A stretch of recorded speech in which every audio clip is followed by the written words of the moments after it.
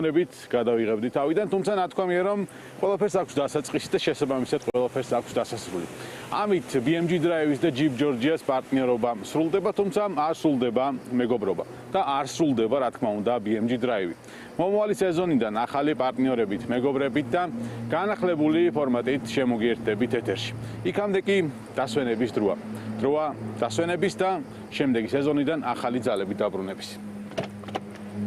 ხო, დამავიწყდა. განსაკუთრებით განშორება მიჭირს Wrangler-თან, რომელიც გამორჩეული ავტომობილია და მისი მართვის გამოცდილება არის გამორჩეული ნებისმიერი სხვა ავტომობილისგან. თუმცა, რას ვიზამთ? ამ ეტაპზე Wrangler-საც უნდა დავემშვიდობა. და როგორც ვახსენე, დასვენების დროა. წამოხიზან. დავაგოროთ.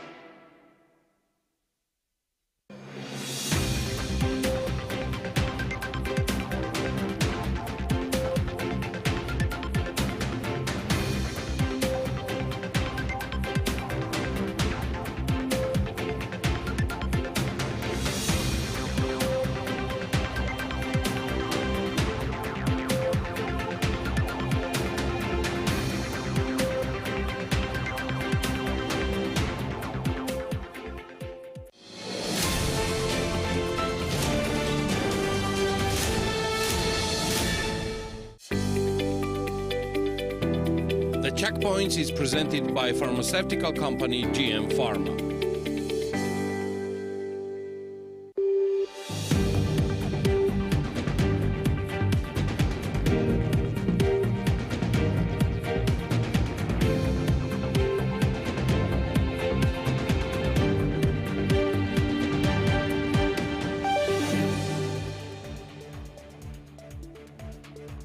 In July 2024, the consumer price index decreased by 0.4% compared to the previous month, while the annual inflation rate amounted to 1.8%. With regard to the annual core inflation, the prices increased by 1.2%, while the annual core inflation without tobacco amounted to 1.1%, according to the preliminary data from the National Statistics Office of Georgia, Geostat. We are concerned about some anti-democratic actions, false statements about the USA, negative rhetoric. We want to continue working together to help realize the aspirations of the Georgian people, U.S. Ambassador to Georgia Robin Danigan said. According to her, the USA has repeatedly expressed concern and asked the Georgian government to reconsider its actions. Let me start by reiterating the absolute support of the United States government and the American people for the people of Georgia. We have been partners for 33 years. 33 years we've worked together, we have fought together, we have helped build schools together and clinics together, and we've done that together to help support Georgia's independence, its sovereignty, and its path to Euro-Atlantic integration. And we will continue to do that for the people of Georgia. You asked about the Secretary of State's statement yesterday that we are pausing some assistance to the government of Georgia. Why did we do this? We have spoken many times with the government of Georgia about some of the actions that we are extremely concerned about. Some anti-democratic actions, such as the foreign influence law, but other actions as well, about the false statements about the United States, the negative rhetoric about the United States in the West, and we have expressed our concerns many times, and we have asked the government to reconsider its actions, and we've also said that we would be reviewing our bilateral relationship. And yesterday, Secretary Blinken announced that as a result of that review, he is putting on hold, on pause, some portion of our assistance that goes directly to the government. Our assistance to students and teachers and farmers and small business owners and community activists and civil society organizations. That assistance will continue. Our assistance for now to the Georgian Defense Forces will also continue. That has not yet been affected, but as the Secretary has said, everything is under a review. What we hope to see is, unfortunately, the European Union has said these actions and this disinformation has led to a halt in Georgia's EU accession process. And what we would love to see is for us to work together again to help realize the aspirations of the Georgian people, to become a member of the Western family of democracies. And we are ready to restart that relationship. So I hope that we can get back on track and the government can take some important steps to help us do that. But I want to reiterate, we will always be a friend and partner to the people of Georgia.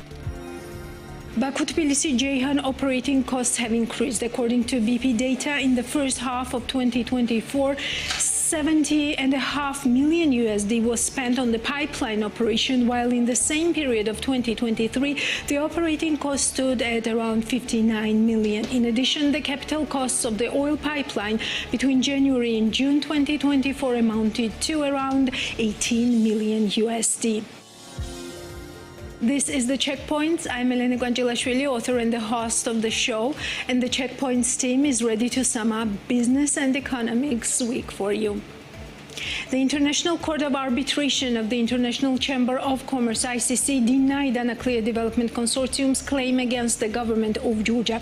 The plaintiff tried to recover the value of the investment of ADC and its investors following the Georgian government's January 2020 termination of the investment agreement with ADC to develop the nuclear deep water port. The supervisory board of the Nuclear Development Consortium says in a statement on July 30, details about the decision and the arbitration proceedings are confidential. However, Ted Jonas, member of the ADC Supervisory Board, sat down with the Checkpoints to respond to some statements from the government.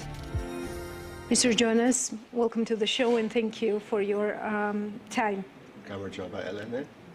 Mr. Jonas, what is this 650,000 lari that the dollars that the government is mentioning? Yes. And today the Deputy Minister, Justice Minister, told us that this money will go straight to the state budget and that you are paying it to the state, not the court. Well, he told so many lies in his statement that I just listened to in Georgia, and he told so many lies.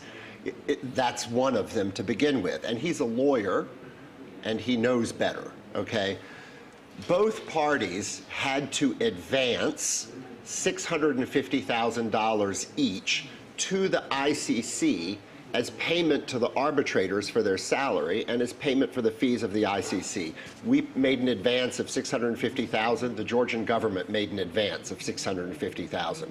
The arbitral tribunal said that because we did not succeed in our claim, we had to pay the $650,000 for the Georgian government that they paid to the arbitrators' salaries and to the institute. So that means that we are going to reimburse the Georgian government for the $650,000. But it's the payment, it's the same as if we had paid it to the ICC instead of them. So when he says it's a payment to the budget, he's lying, because in fact it is a reimbursement to the government for money that they already paid to the ICC.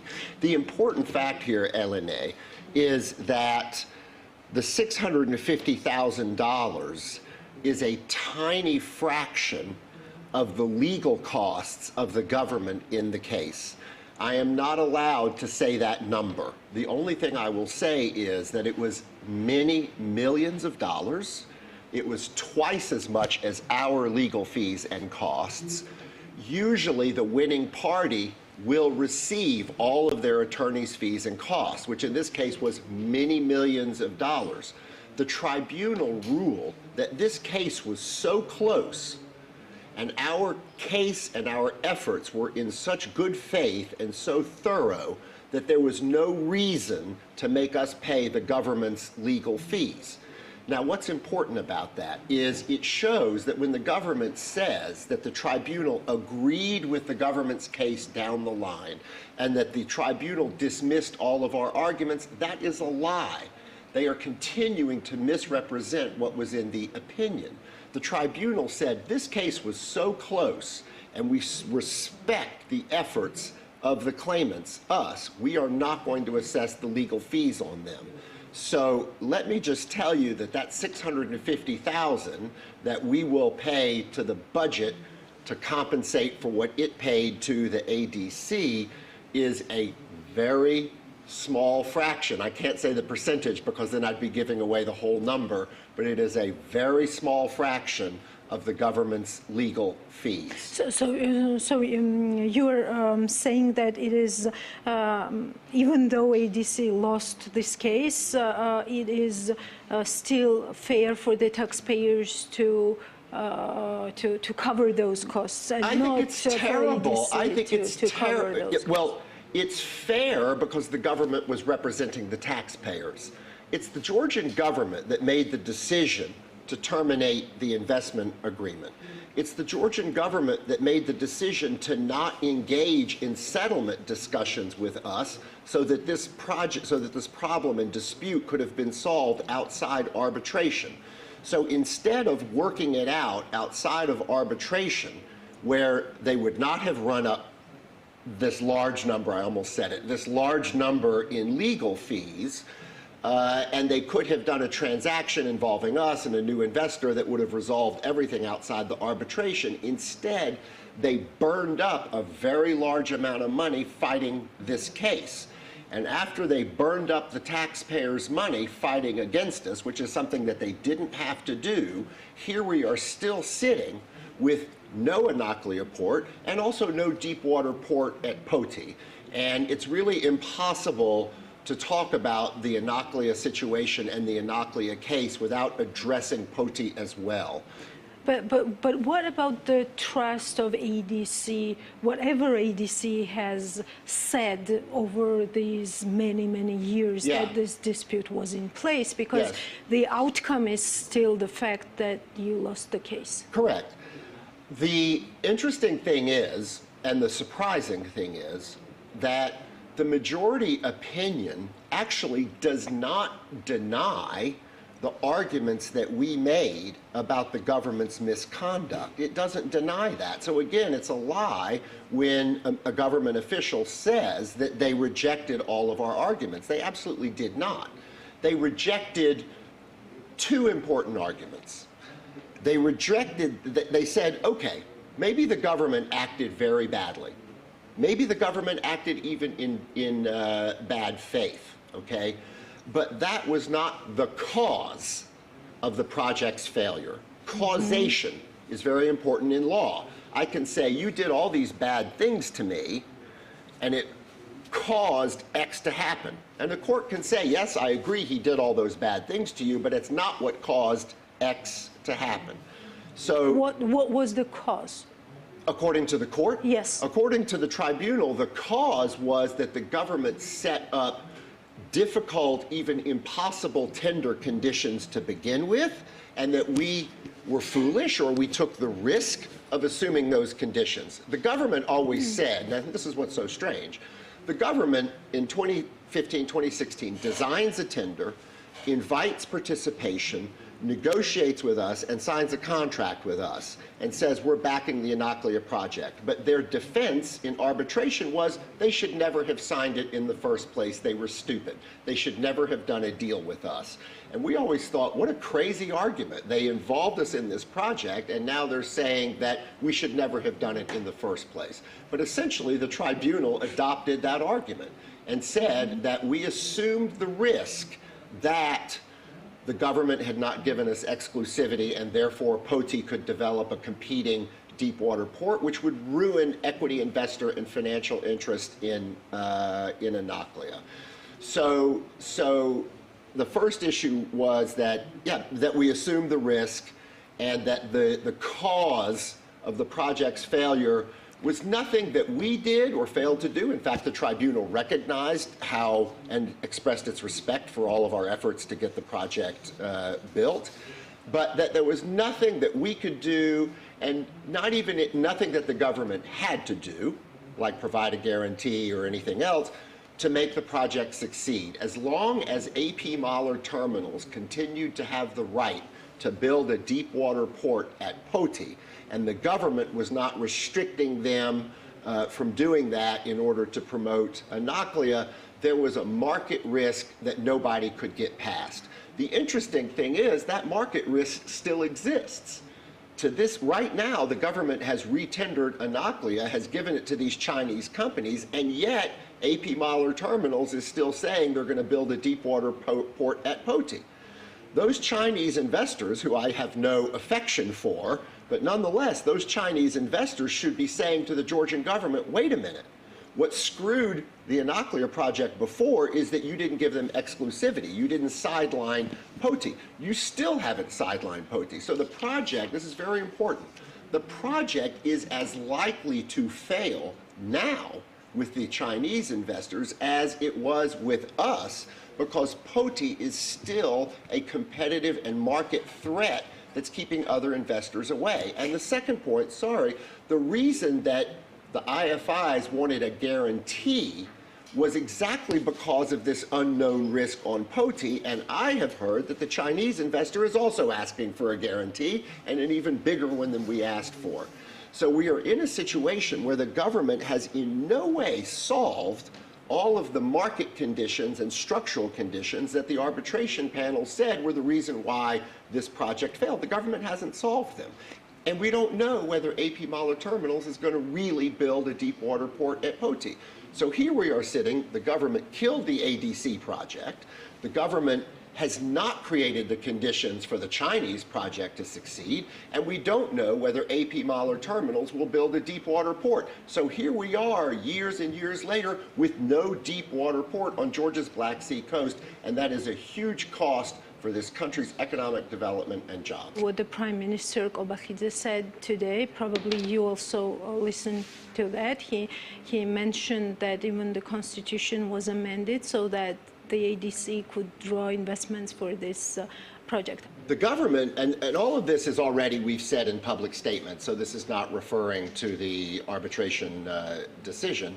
The government did do a lot to support the project until Ivanishvili fired Gyorgy Kridikashvili in May 2018. As we have said, Ivanishvili started to push the Poti project as an alternative, or instead of Anaklia, from late 2017. And then when he actually officially took power as the chairman of the Georgian Dream Party in May 2018, he fired Kridikashvili. And the whole tone of the government towards the project changed at that point. So, yes, there was significant support from the government until essentially the spring of 2018. And then from that point, you start to see major interference in the form of granting a permit to AP Mahler Terminals to expand Poti Port, yes, which freaked out all of the investors. But the main thing here is how was that communicated with the arbitration court? Did they differentiate between these nuances that you are now talking about, how the project was being regarded by the government? Of course, we made all these, yeah. And so despite that, the things I'm talking about were, of course, in evidence in the arbitration case. This was a huge and complicated arbitration case. That's why it took 4 years. The decision took 1 year to issue, all right? There is a dissent in the case. It's 2-1. The opinion is extremely long. There were thousands and thousands of pages of documents, testimony, expert witnesses. It's hard to know exactly what you can say. Very long period of hearings, very thorough process. So absolutely, all of our evidence about the government's misconduct, the things that I'm telling you, which we had also said publicly. That was all put into the arbitration in the proper evidentiary form, and of course the government did the same thing from their side. The government was very well and very professionally represented, as were we, so all of this was in evidence. And it is very hard for us to understand how the tribunal could have heard and seen all of that evidence, basically agreed that the government was not supporting the project, agreed that the government was at the same time promoting the Poti Port project, agreed that that looked like bad faith, but nonetheless, on the narrow words of the contract, we assumed the risk. That was a technical issue, and we had no right to complain.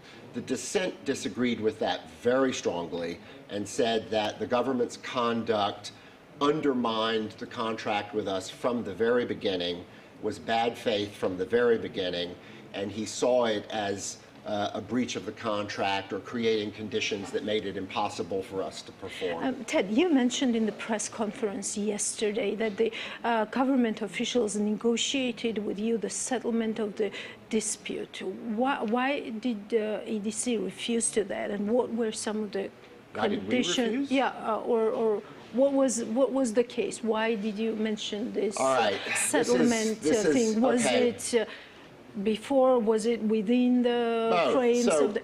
So, first of all, before we filed... what were some of the conditions? Because that might be interesting if you can a little bit. This is disclose difficult, again, because of confidentiality issues. I can say clear of confidentiality.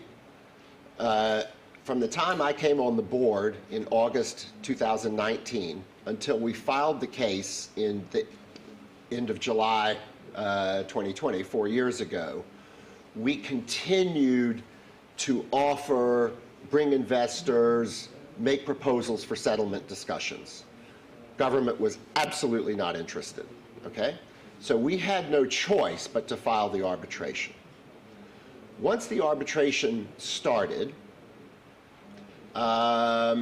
in approximately late 2020, the U.S. Ambassador Kelly Degnan encouraged the Georgian government to have discussions with us about settling the dispute. She played a very constructive role, Kelly Degnan. And we began discussions. I met with the prime ministers, with Gakharia, and then a video meeting with Kharimashvili when he replaced him. And Natia Tarnova, who was the Minister of Economy, was designated to carry out these discussions with us. The discussions with Natia Tarnova were extremely constructive, meaning that the 2 or 3 issues that the government had said, we can't solve these questions, it's not up to us to solve these questions, and that's why, you know, we don't have to provide a guarantee, we don't have to give you an exclusivity over Poti Port, and that's your tough luck. That's what the government had said before. When we had negotiations with Natia Tarnova, all those issues were on the table, and all those issues were actually quickly and easily agreed. She was, however, stopped from, all I can say is that we had an agreement for how we were going to proceed during the summer of 2021 in those settlement discussions, that the government then did not do what it said it was going to do, and the discussions were stopped. Now, let me mention something here. Settlement discussions are normally confidential in the sense that they cannot be used in the proceeding, in the arbitration proceeding. So we were not able to talk about this during the arbitration proceeding, but now the arbitration proceeding is over, and those settlement discussions can have no influence on the result of the arbitration. But when the government says, for example, I mean, they say crazy things. Papuashvili's speech yesterday was like the speech of an insane person, or a person who has conspiracy theories in his mind.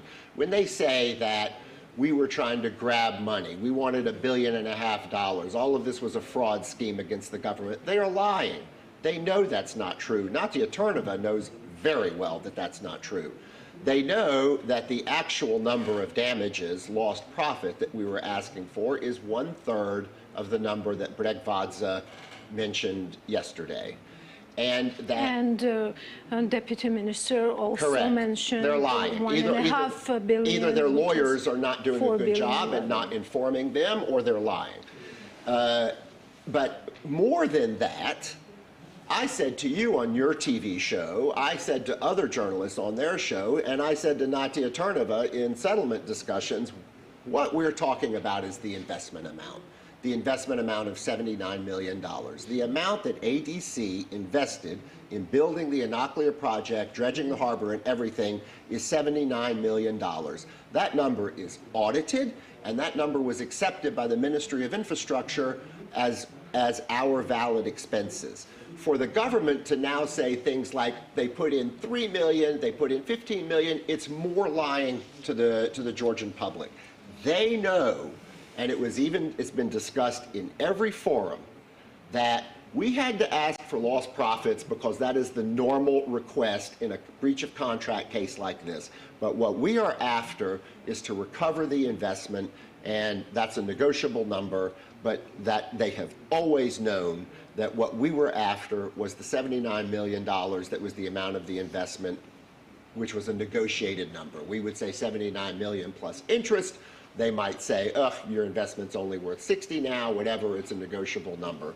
But there was never any desire to pull money out of the budget. Not only were we looking only for the amount of the investment and not a larger number, we also did not want to receive it in cash. And we always made that clear. We don't want $79 million out of the budget. What we want, Georgian government, is find another investor, okay, find a majority investor, and either we take an interest in the project, an equity interest equal to our investment, proportional, or that investor pays us off. We never wanted to take the money out of the budget. We have been very consistent about that. What does it mean in your statement that you are disappointed with the decision? Well, finally, overall, is it a fair decision? Do you trust the court, and is it a fair decision? Those are two different, well, basically three. Do I trust the court? Yes, I trust the court. It was a professional, good panel. There's no guarantee one is going to win a law case. I have always said this was a hard case, that it was a 50-50 case, because the contract was very tough on us in terms of shifting the risk to us. On the other hand, the government's behavior was awful, and we could document that the government's behavior was bad, and we could show that the government did not support the project. Our theory of the case was that the government's conduct is so bad that under Georgian law, you have to find that they have breached the contract by their conduct. And the government's position was something not like a Georgian law position, but more like, I would say, English law, saying that, well, you know, the problem is you accepted risks and we had no obligation to help you. You know, so the panel, the arbitration panel, we think it's strange. We disagree with the decision. And again, the dissenting arbitrator absolutely makes this case, which is that it's very weird for the majority to say the government, yeah, we can accept that the government engaged in all this misconduct, but it doesn't even if it was in bad faith, it's not. They didn't have a good faith obligation to help the project or to not develop POTI, this kind of thing. So they took this very narrow view that under the contract you had assumed the risk. And again, there was this causation issue.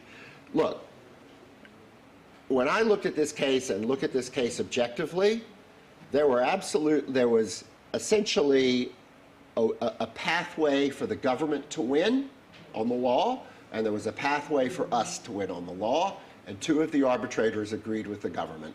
And that's the way it is. And it was always a tough and a close and a difficult case.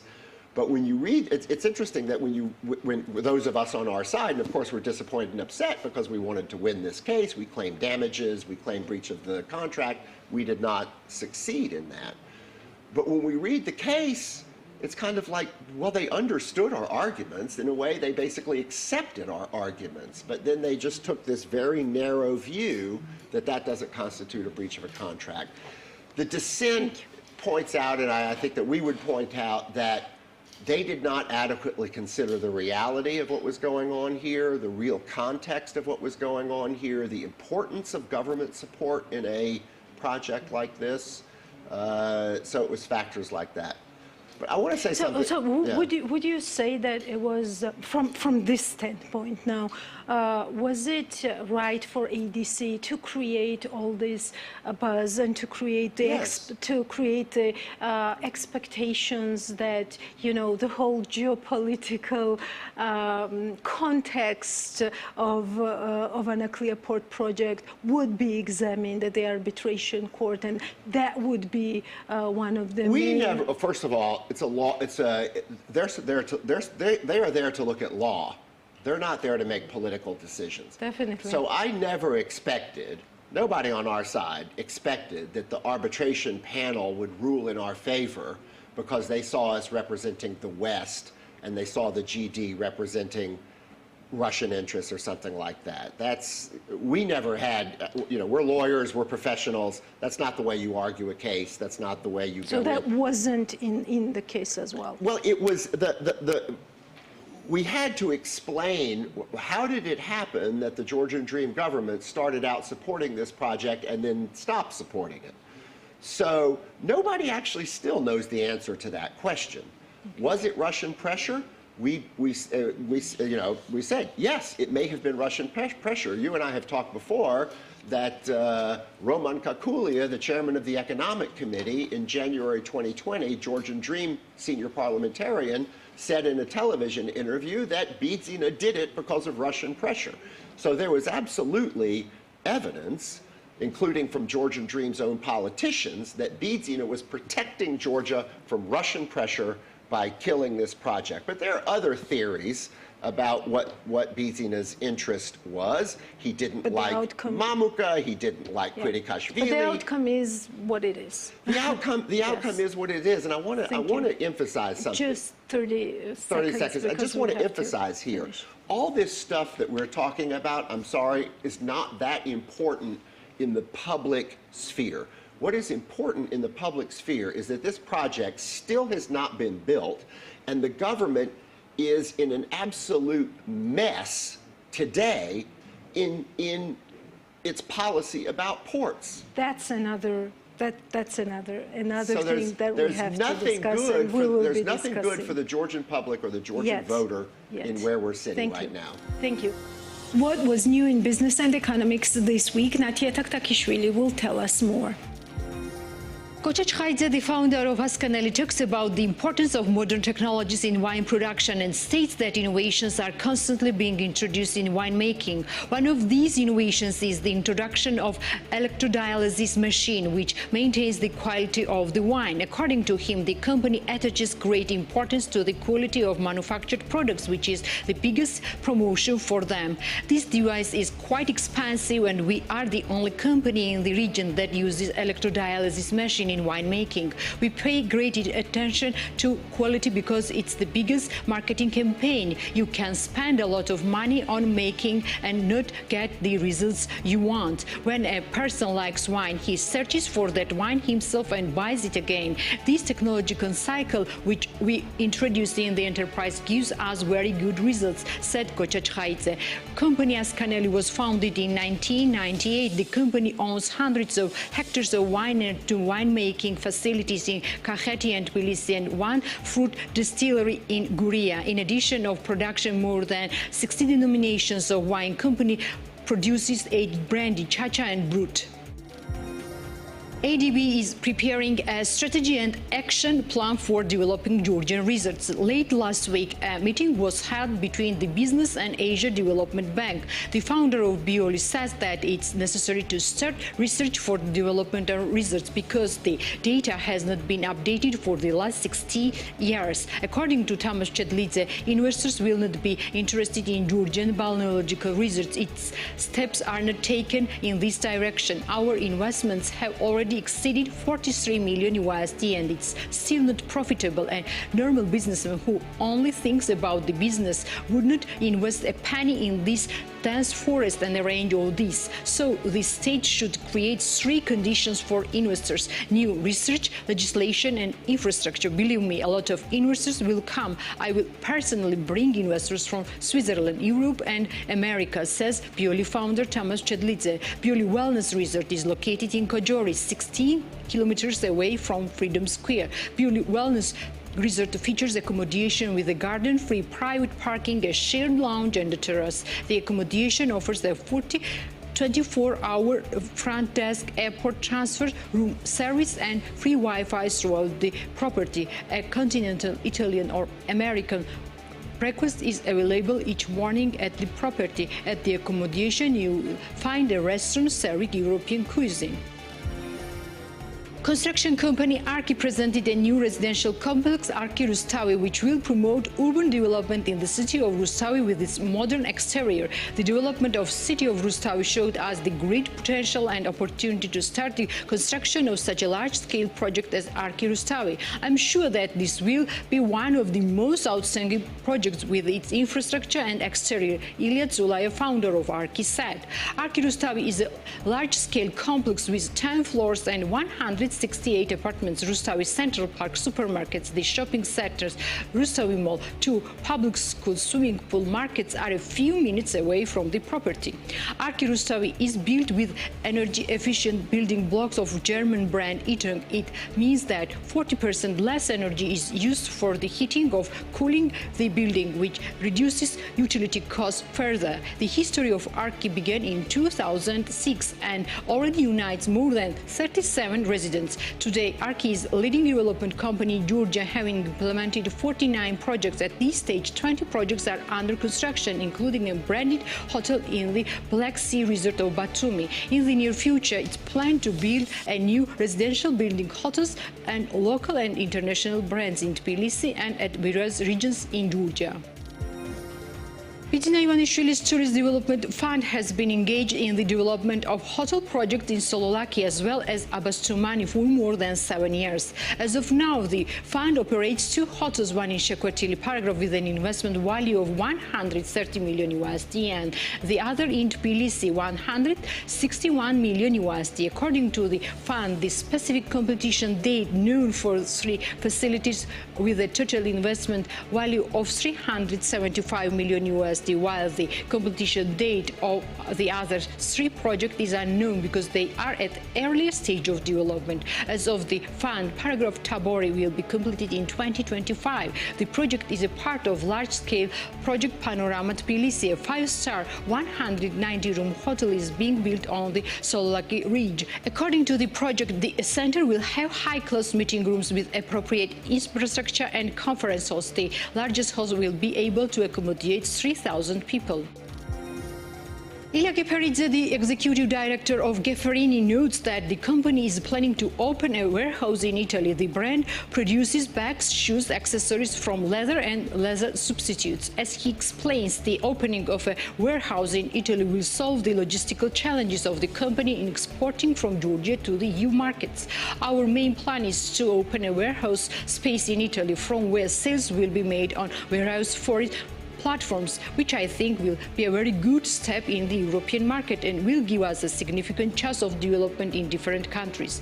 In addition, with this, we will solve logistical problems very easily. Ilya Geperidze notes, according to him, Gefferini accessories are currently exported to 13 countries. Ilya Geperidze notes that the company is also planning to expand its assortment. We won't mean the demand, so we want to increase production and add wallet, bags, belts and scarves. We also want to further increase the sales chain in Georgia, says Ilya Geperidze.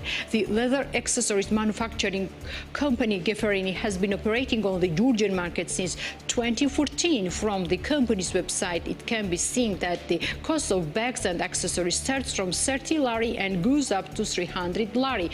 In the international market, their product cost ranges from 27 USD to 200 USD.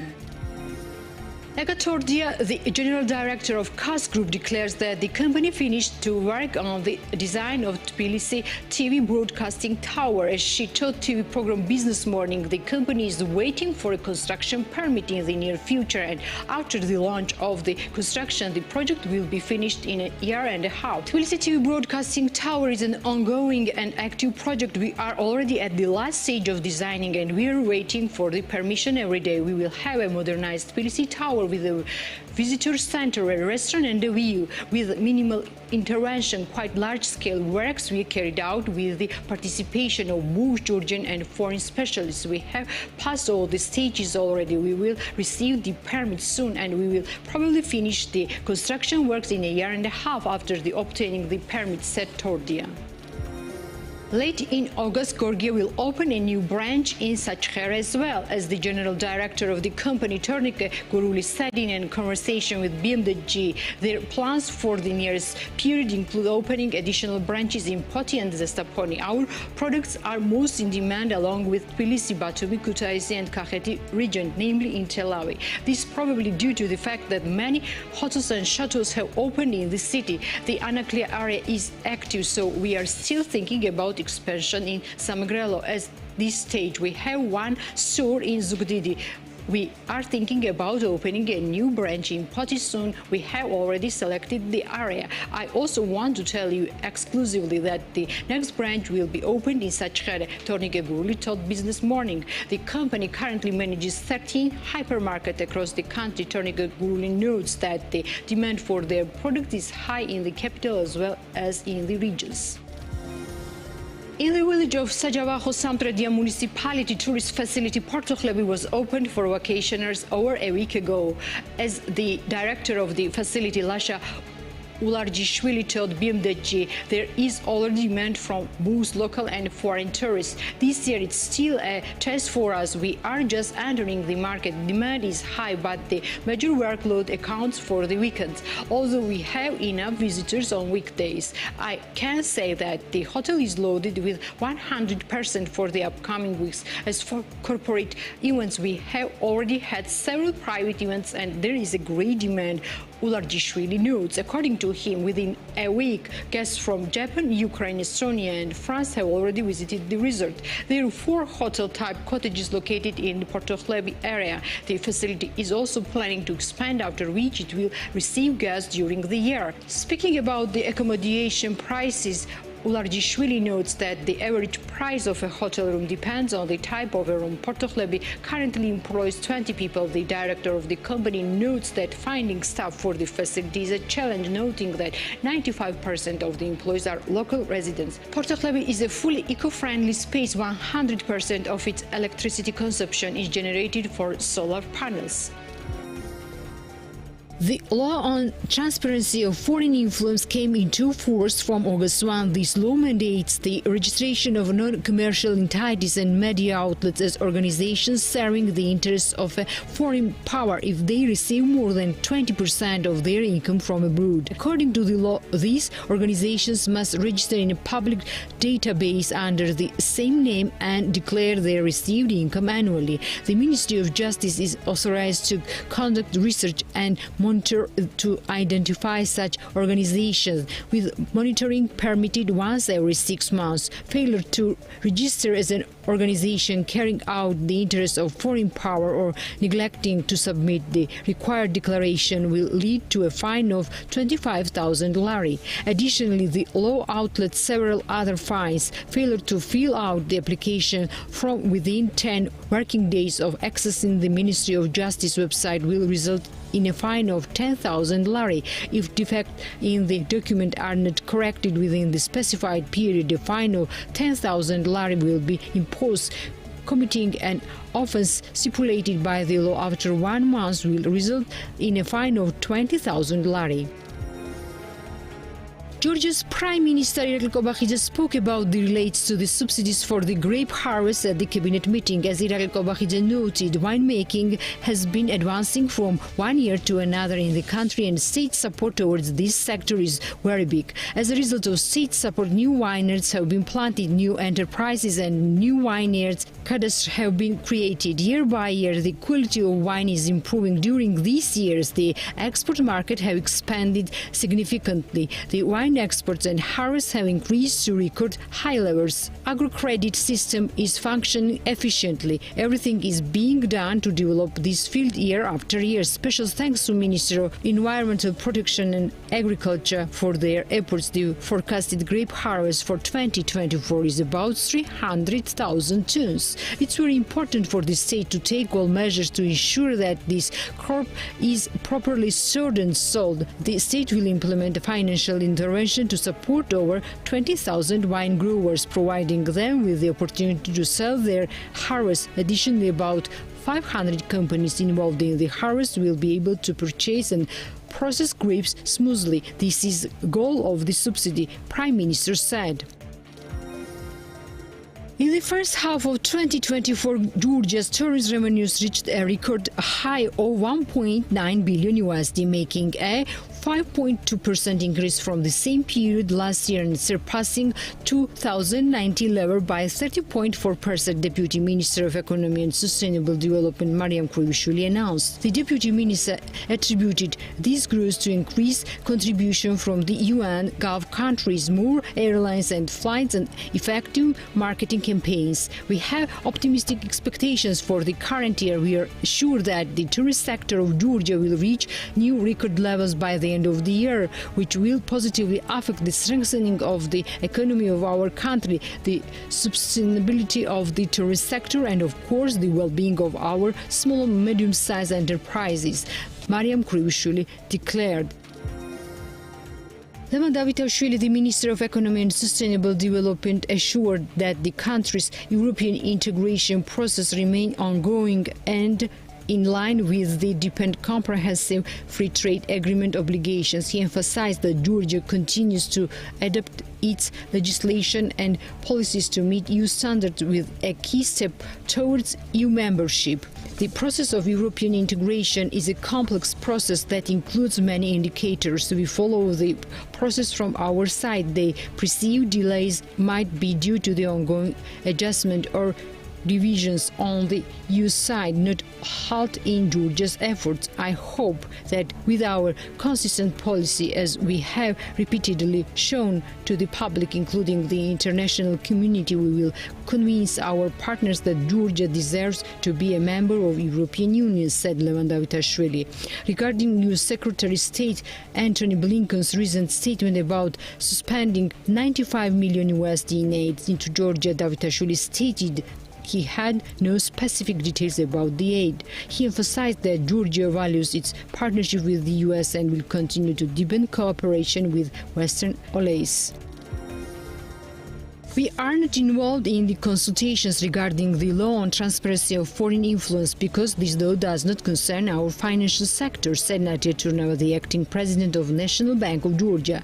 She further explained that the law protects banking confidentiality. First of all, it's known that the law does not apply to individuals at all, and in general, special legislation that regulates the banking sector protects banking confidentiality. Therefore, the law has no direct impact on us. We welcome transparency and are one of the most transparent structures, but this law does not directly concern to the financial sector and privacy. Naturally, we should not be involved in this process either, said Turnava.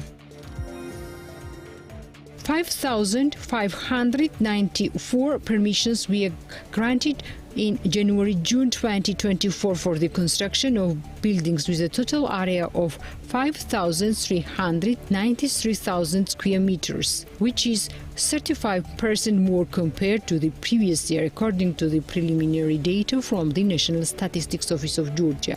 As of the document, 74% of the permits have been issued in 4 regions of the country, namely 47% in Tbilisi, 9% in Kvemokartli, 8% in Tqetamtianeti and 8% in Kakheti region. It should be noted that in January-June 2023, permissions were issued for the construction of multifunctional residential complexes, trade facilities, hotels, industrial enterprises, objects for agriculture purposes and other buildings. 1,720 objects with total area of 1,600,000 square meters were completed in January-June 2024. More than half of the completed constructions are distributed among 4 regions of the country, namely 27% is located in Tbilisi, 30% in Tqetamtianeti region, 12% in Kakheti region and 9% in Imereti region.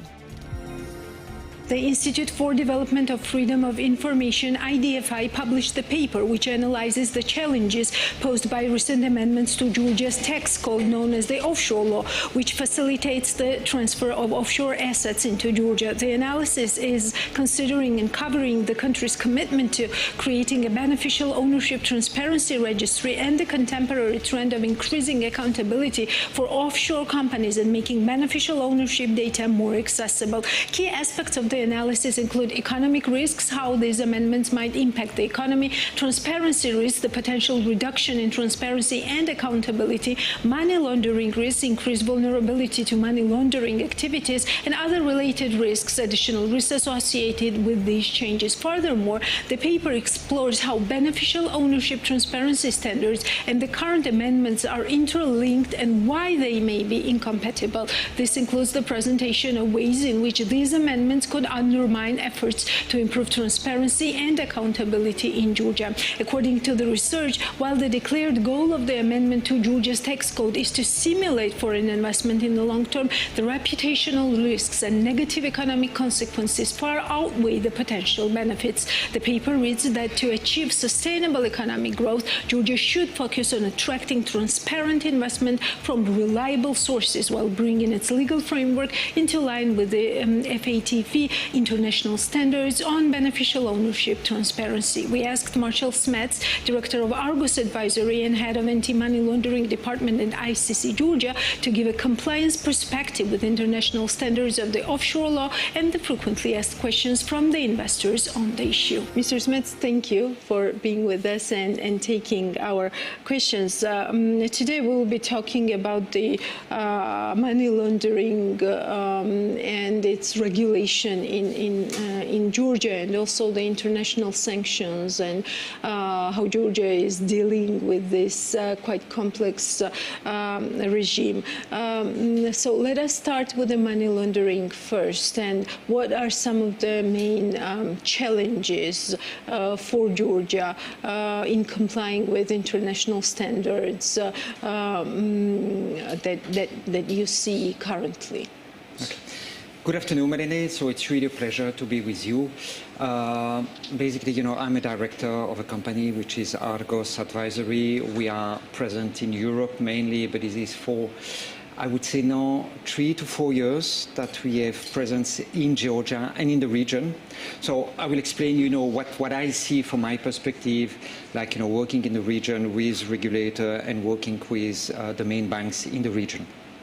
If we have to speak more specifically about Georgia, and what would be, if we have to compare the current regulation and the current framework that we have in Georgia to control money laundering, compare with international standards, and I will make mainly reference to the EU regulation, if we think about the perspective of having to fully align the Georgian regulation with the European regulation, the main challenges that we see overall is, well, the first point I would say is that Georgia is performing pretty well.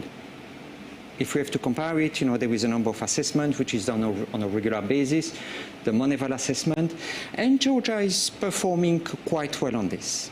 But I think there are certain elements which will become more and more a challenge in the future.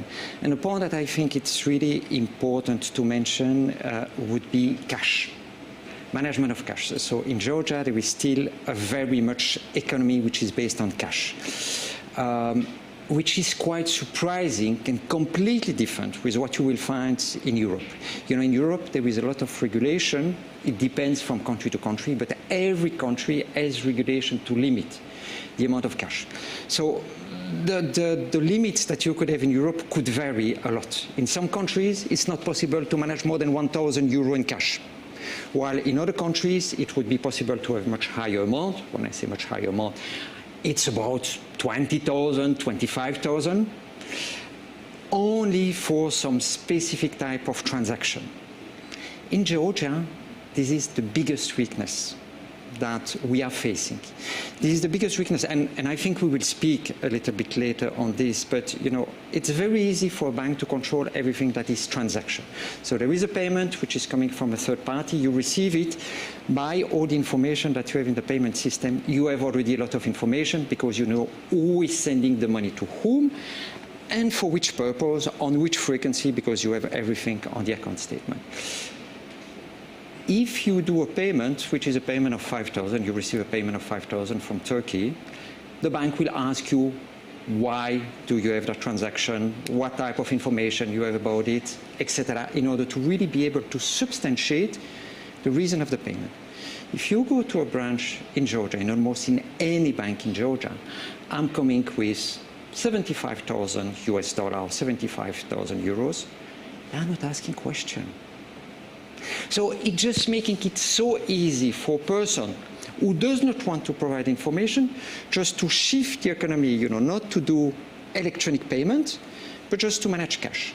And that's the biggest horse, because the bank and the government and whoever is needing to have it is completely blind about this.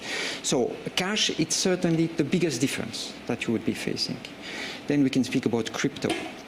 Cryptocurrency, you know, you see, you just walk on the Rustaveli and you will see a lot of shops that are proposing services.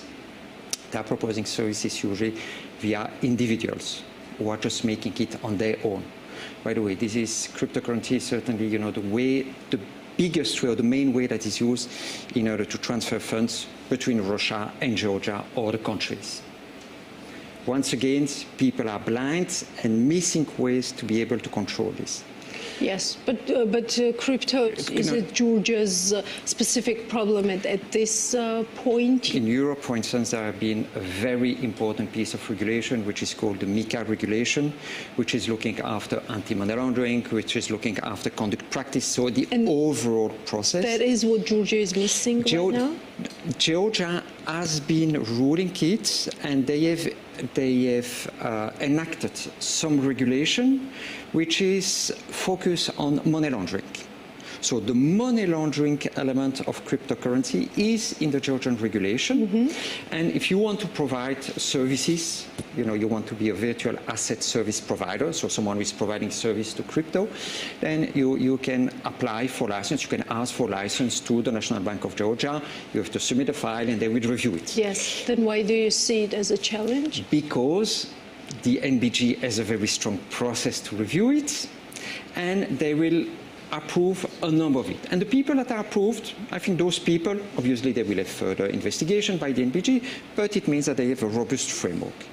The point is, all of the people that are not asking any license, who are individuals, who are buying and selling crypto, and are using their bank account in order to transfer or deposit cash amount which is coming from selling. But they are doing this separately of the activity on the bank account. This is very difficult to track. And those people are not regulated. That's the issue, because there, the point is that it's the financial institution who are providing services to those people who should be in a position to detect that their activity is related with crypto. Is it an issue of transparency then? It's an issue on the way the financial institution would be tracking the activity. You have a person for which you don't know what is the profession, or you know that he's an entrepreneur, but you don't have detail. You don't do on-site visit, but you see that there is a lot of cash. We go back to cash, because usually this will be cash movement that you have, cash deposit, cash withdrawal, and you don't know what his activity is related to, because in your system, You have the information that is either just a businessman or that is a student or an employee and something. And what you see on the transactional activity is not matching the KYC. That's an issue. Because the other point that I want to mention is on the weaknesses of the financial institution in Georgia. Today, from a compliance perspective, where the European banks are spending their money is looking at the quality of the data. They are spending millions on this. In Georgia, there is almost no focus on this because the regulator, the approach of the regulator is to be able to fine a bank or financial institution if they see a breach. A breach is, for instance, you do not have the identity card of the person, or you do not know exactly what is the professional activity of the person. Now, if I'm a Georgian bank and I have an inspection from the regulator, and they ask me, could you please provide me the information related with this specific file? I look in what I have in my information. If I'm missing the ID card, I will contact the client. I will say, please send me right now the ID card, and please provide me the KYC information so that I can present the file to the regulator, which is fine. So when I have the inspection, I'm in a position to provide information to the regulator, so there is no breach. Even if before that, my file, my database was missing the information. In Europe, what you will do, you take the full database. You take the full database and you look at all the missing information. You look at the recurrence that you would have in some information in order to be able to assess the quality. And then you can evidence where you would have issues in terms of control process. So there is no need to have a breach.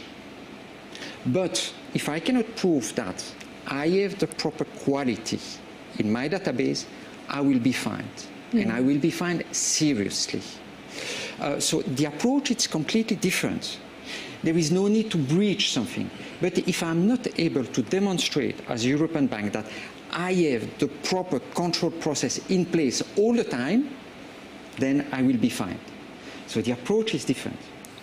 Mr. Smith, how compatible are changes, current changes to the tax code, the so-called offshore law, to the international requirements and to the challenges that you just mentioned in regards to the money laundering and how it is regulated in Georgia, and what we can say from the business, from the investor perspective? Does it add or does it alleviate the uncertainties that that you have to operate in this complex Okay, so situation? if we speak about the offshore tax law, basically this would be a way for the country to try to attract foreign investment. That's the concept behind it. So now, you know, of course, that when you try to attract foreign investment, you will have some good source of funds that will be used in a country, and you could have less good source of funds. You know, before working and having a focus in this region, I have worked quite a lot of time in Malta. And in Malta, they had a absolutely not the same concept of law, but they had a specific tax regime, which basically was done specifically to be able to develop Maltese companies owned by foreign investors. And this was basically a way to attract foreign investment into the country. I have to say that after that concept that has been in place for something like 15 years, this has been dragging a lot of negative reputation on Malta, which led the country to be at one point in time grey listed by the FATF. So this was the only European country which at one point in time was grey listed, and it was because they tried to attract foreign investment, and they've been able to do it, but in that foreign investment there were some good investment and there were really less good investment, which has been completely tarnishing the reputation. So the concept here, when you have that type of law in Georgia, is that if you want to attract investment, you need to be sure that you put in place the control mechanism to ensure that you will understand exactly which funds will be brought in the country. So how much I'm sure that I know exactly who owns the funds, how the funds have been generated, what is the tax status of this, what is the money laundering element on it? Do I have any type of sanction risk, sanction exposure on those elements? And it's all of that control mechanism that so far... Everything that is against the offshore concept itself, right? If we look at it that way. Yes, of course, that's concept. But, willing to attract funds, yeah, of course. It's a normal concept. But the key point is really to be sure that there is the control mechanism. If not, you take a huge risk with your reputation. Yes, you mentioned FAT, right? If I'm right, and the gray zone. What does that mean for the countries? And do you see that perspective for Georgia? FATF, this is type of international guidelines which every country try to incorporate. And this is really, the standards. That's the baseline. Now, obviously, every country is assessed regularly by some subcommittee of the FATF, which, in our case, in Georgia, it's MONEVAL. So MONEVAL has they've been doing an assessment, and then we will see the outcome of this. But the element, so they look at different elements. They could be looking at the banking sector, they could be looking at the regulator, they could be looking at the political environment. They will look at the justice, the enforcement of the different elements. So it's really an holistic approach that they take, and then they will come with a number of recommendations. It could lead, if they see important weaknesses, this could lead to being what is called grey-listed. If you are grey-listed, I can tell you this is becoming a nightmare for any type of financial institution in the country. Because the main risk there is that you would be losing your correspondent banking relationship. So you will not be able to process, to clear USD transaction or Euro transaction. Let's take some examples in the region. Pakistan has been grey-listed several times, regularly. In Pakistan, it's a nightmare to be able to clear US dollar or euro, because no one's, or limited number of banks, wants to provide services. And if they provide services, they will say, I will only provide to those companies for that type of services, which is then pushing a lot of companies to go to the shadow market, of course, which is even worse. Yes. I hope it doesn't go there. You mentioned, okay, this is about the offshore law, but you also said that if it might be looking at the regulator as well. On the NBG side, on the regulator side, we have this new law that is regarding the international sanctions regime, which has a different kind of regime for Georgian citizens. This has been vastly criticized by IMF, for example. What role does this play in creating and adding on the uncertainty that we have been talking about? Let me first answer in a slightly different manner. Let's take it from the side of the banks. In Georgia, the understanding of the risk on sanction is quite high. So from that perspective, the Georgian bank, because that's a quite mature market, they know perfectly that this is an absolute requirement for them. This is a sine qua non condition to be in compliance. And the structural banks are listed on London Stock Exchange, which is also a factor. In addition. So they know perfectly that they have to comply with sanctions regulation, because the risk for them is absolutely huge. If you look at some fines that have been provided to banks, the BNPP has been fined in 2015 of around 6.7 billion US dollar. UniCredit has been fined for 2.3 billion US dollar. So this is absolutely massive. By the way, absolutely not comparable with fines that could be issued by local regulator. So if a Georgian bank has to do the risk management, all of them know that this is absolutely essential. And outside of speaking about the fine, they know that there is the risk of losing the ability to clear US dollar.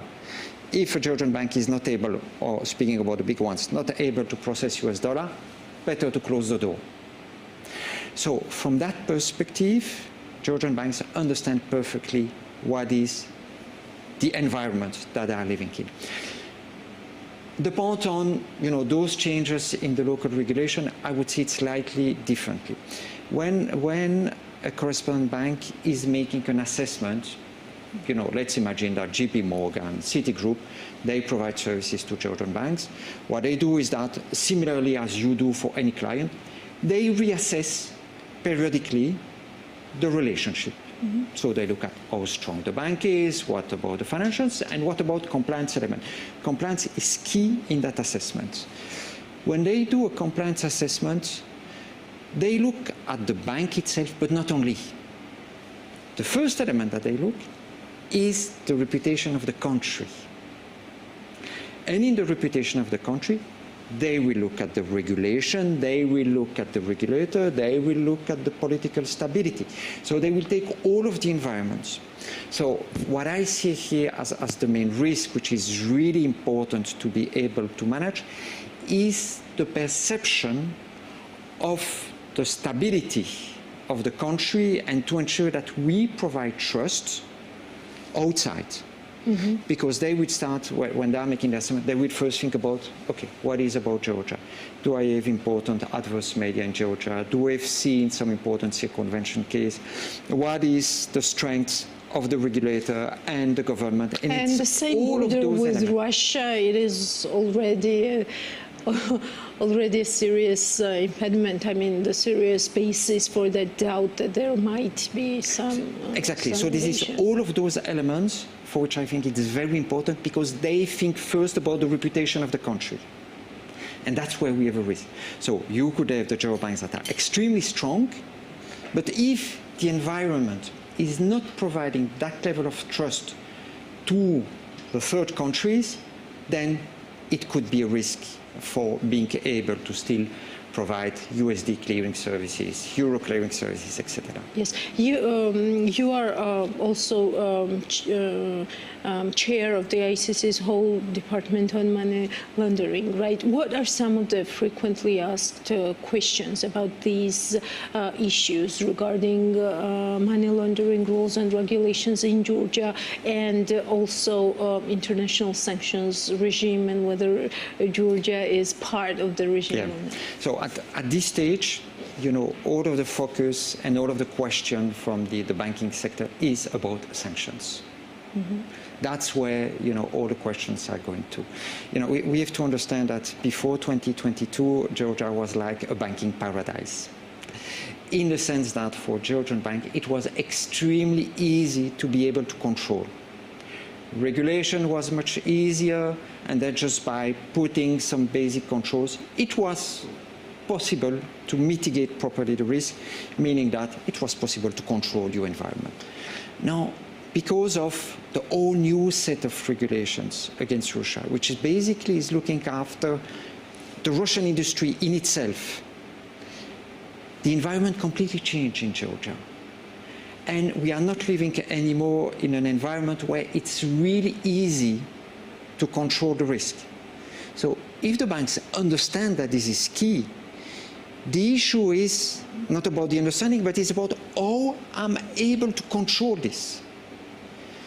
Even with the best banks, can we be sure that there is no circumvention case? Of course not. Because, as I mentioned, we have data quality issue, because we have to reinvent all the control process, because this is completely a new way of doing it, and we even don't know, because of the level of complexity of the regulation, we don't know what is really in focus and what is not in focus. Without being technical, there has been a number of US regulation issued, which is saying that basically, if you support... So drawing more scrutiny into this process might also be a risk, right? Like making the environment work against you in this, case. There is just no other way to do. Because we need to be able to demonstrate to the other parties that we fully control what is happening on our side. You could have, and this is happening, correspondent banks that are telling you, I do not want to process any transaction for that type of sector of activity. No transaction related with cars, no transaction related with cement, no transaction related with people who have a residence in Russia. You need to be sure that you are able to control this. So this is about your data quality, this is about your control mechanism. Okay? And that's where all of the risk is.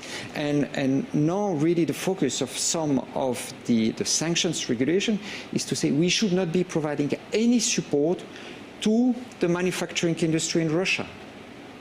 What does it mean? If you have a Georgian company who is buying bricks in Russia, that's manufacturing business. You are a bank who is having an account for Georgian client buying bricks in Russia, you could be fined. You could be liable. You could be going even onto the sanction list. So the level of complexity and uncertainty about what is really targeted by sanction is absolutely unprecedented. There has been no comparison with this.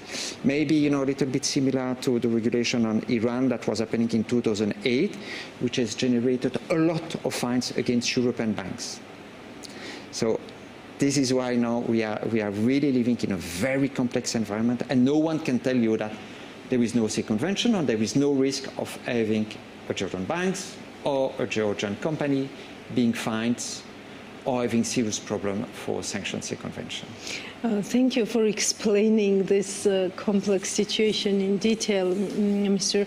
Smets. And probably my last question to you would be, what does business need today to have that certainty to do business and to comply with sanctions and not to be fined and not to have this reputational stain on them?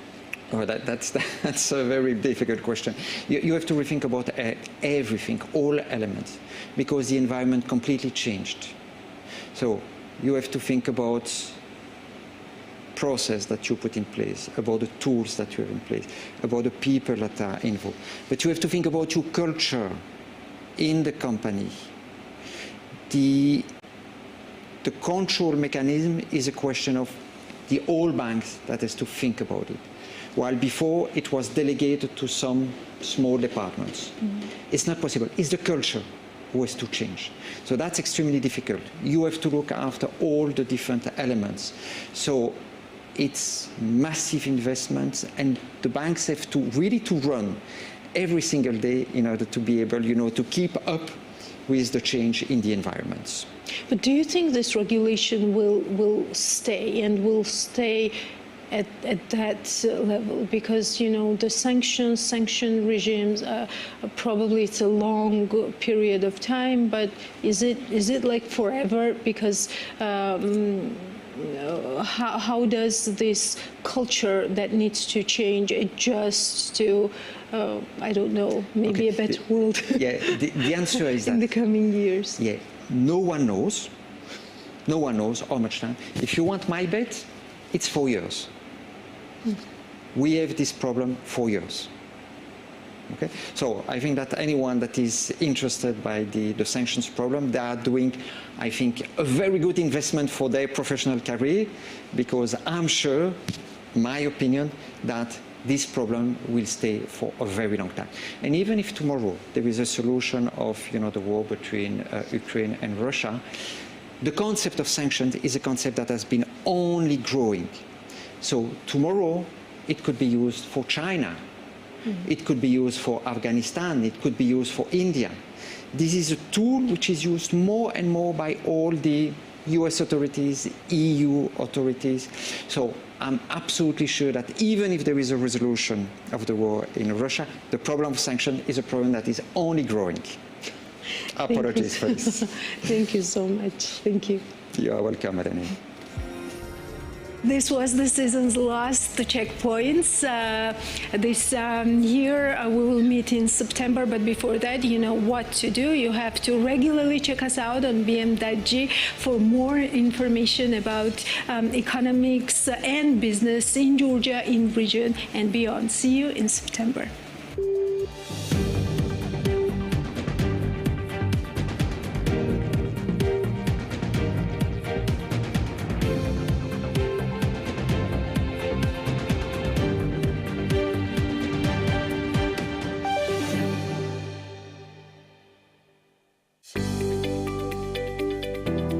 The Checkpoints is presented by pharmaceutical company GM Pharma.